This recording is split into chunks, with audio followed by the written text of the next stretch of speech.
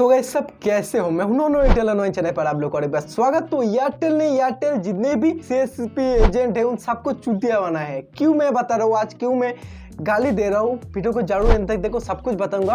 क्योंकि Airtel payment bank ने कुछ ऐसे सर्विस के ऊपर चार्ज लगा दिया गया है जो कि घटिया से भी घटिया एक अपडेट है, जो कि हर एक जो एयरटेल सीएसपी एजेंट जो एयरटेल पेमेंट बैंक रिटेलर लेकर काम करते उन सब के लिए बहुत ही ज्यादा इंपॉर्टेंट है। क्योंकि ज्यादा से ज्यादा लोगों को ये जो चार्ज लगाए गए इस चार्ज के बारे में उन लोगों को नहीं पता है और उन लोग नुकसान में चले जाते, जैसे आज मुझे हुआ है। क्योंकि मैं हर बार सब कुछ देखकर काम करता हूँ, बट इस बार मैं इतना देखने के बाद भी मुझे नुकसान हो गया और मुझे लगता ही नहीं सही में चुतिया बना है।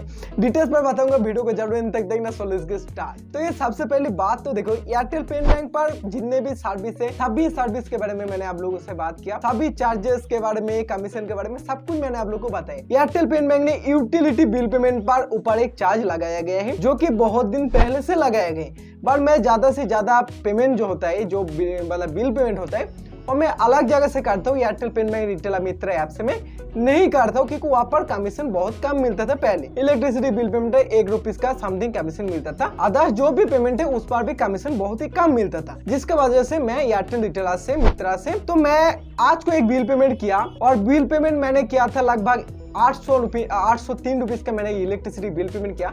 लाइव दिखाऊंगा आप लोग, कोई टेंशन वाली बात नहीं, जिसमें मुझे 10 रुपीज का चार्ज देना पड़ा एयरटेल पेमेंट बैंक को। एयरटेल पेमेंट बैंक को मैं 10 रुपीज चार्ज दिया। आप सोच सकते हो कि अगर 10 रुपीज एयरटेल पेमेंट बैंक हम चार्ज देंगे तो हमको क्या कमीशन मिलेगा। हमको यहाँ पर 7 रुपीज का कमीशन मिला है, 3 रुपीज एयरटेल पेमेंट बैंक का जेब पर गया है। तो सोच सकते हो अदर्स कोई भी अमेजन बोलो, पेटीएम बोलो, गूगल पे बोलो, या जो भी ऑफिशियल वेबसाइट वहां से जाके पेमेंट करोगे तो आपको किसी टाइप का कोई चार्ज नहीं देना पड़ेगा। बट आप एयरटेल मित्र ऐप से करने जाओगे तो आपको चार्ज देना पड़ेगा, वो भी आपको जेब से पैसा आपको देना पड़ेगा और उसके बाद कुछ पैसा आपको देंगे, बाकी का पैसा एयरटेल पेमेंट बैंक खुद रख लेंगे। आप ये पेमेंट बैंक के कमीशन चार्ज कितना लगा है, चार्ज पर कितना कमीशन दे रहे, वो मैं डिटेल्स पर आपको बता दूं, क्योंकि ये भी अमाउंट वाइज डिवाइड किया गया।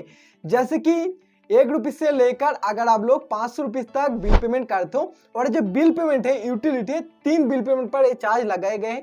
फर्स्ट है इलेक्ट्रिसिटी बिल पेमेंट, सेकेंड है वाटर बिल पेमेंट और थर्ड है गैस बिल पेमेंट। अब वाटर बिल पेमेंट तो ज्यादा होता नहीं है, इलेक्ट्रिसिटी बिल सबसे ज्यादा, उसके बाद गैस बिल पेमेंट भी बहुत ज्यादा होता है, गैस बुकिंग भी। तो इसमें बात है कि आप अगर एक रुपये से लेकर 500 रुपीज तक अगर आप लोग इलेक्ट्रिसिटी बिल या कुछ भी पेमेंट करते हो तो यहाँ पर आप लोगों को जो चार्ज लगेगा 5 रुपीज का आपको चार्ज लगेगा, जिनमें से 3 रुपीज आपको बैक आ जाएगा और 2 रुपीज एयरटेल पेमेंट बैंक उसके पास रख लेंगे। ये उसका चार्ज है।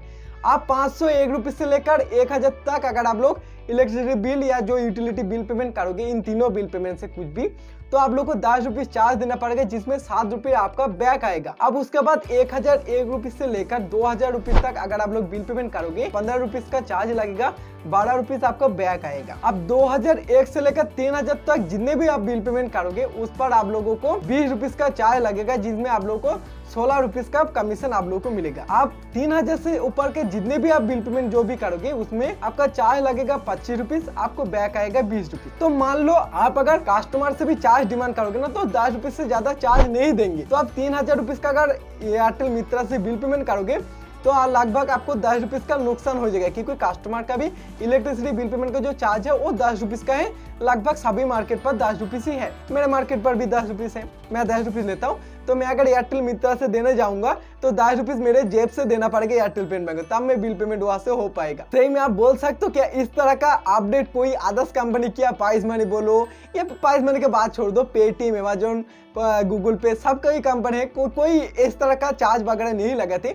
अगर आप कमीशन में जाके चेक नहीं करोगे तो आप लोग को ये कभी भी पता नहीं चलेगा कि कितना कमीशन पर, कितना चार्ज पर कितना कमीशन ये पेमेंट करेंगे तो आपको चार्ज मिलेगा। तो जब भी आप एयरटेल पेमेंट बैंक पर कुछ भी काम करोगे, माय ऑफर जो ऑप्शन है उसमें जाके आप ऑफर मतलब जो कमीशन उसको जरूर देके उसके बाद ही काम करें, क्योंकि ये जो अपडेट मेरे को बहुत ही घटिया लगा। एयरटेल ने सोचा सीएससी जिस टाइप से काम करते कि मान लो आप सीएससी को 10 रुपये चार्ज दे दिया, उसके बाद उस चार्ज का जो स्लिप मिलते हैं वो कस्टमर को दे दिया, कस्टमर से जो भी पैसा ले लिया, जो बिल पर अमाउंट है वो कस्टमर से ले लिया, उसके बाद आपको कुछ कमीशन मिल जाए, इस तरह का एयरटेल ने सोचा है।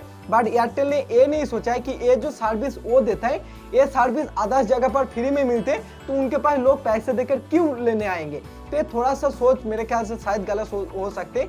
जैसे सीएससी में क्या होते हैं, कुछ ऐसे सर्विस मिल जाते जो आधा जगह पर नहीं मिलते उस प्राइस पर, तो वहाँ पर कोई प्रॉब्लम नहीं होते। बट एयरटेल के ये जो सर्विस इलेक्ट्रिसिटी बिल पेमेंट के लिए ऑफिशियल वेबसाइट से जाओगे फ्री में मिल जाएगा। अमेजोन पर तो इलेक्ट्रिसिटी बिल, गैस पेमेंट के लिए ऑफर मिलते हैं, कैशबैक मिलते हैं, और इस जगह पर चार्ज देने के लिए कोई कर सकते। तो आप लोग ये चीज जान के रखो। जितने भी एयरटेल पेमेंट सीएसपी एजेंट है उसके साथ वीडियो को जरूर शेयर कर लेना और कमेंट पे आके बता देना क्या ये एक सही है या गलत है, जरूर कमेंट पे आके बता देना। तो आज के लिए इतना ही। Thanks for watching my video. जय हिंद, वंदे मातरम। Thank you, bye bye.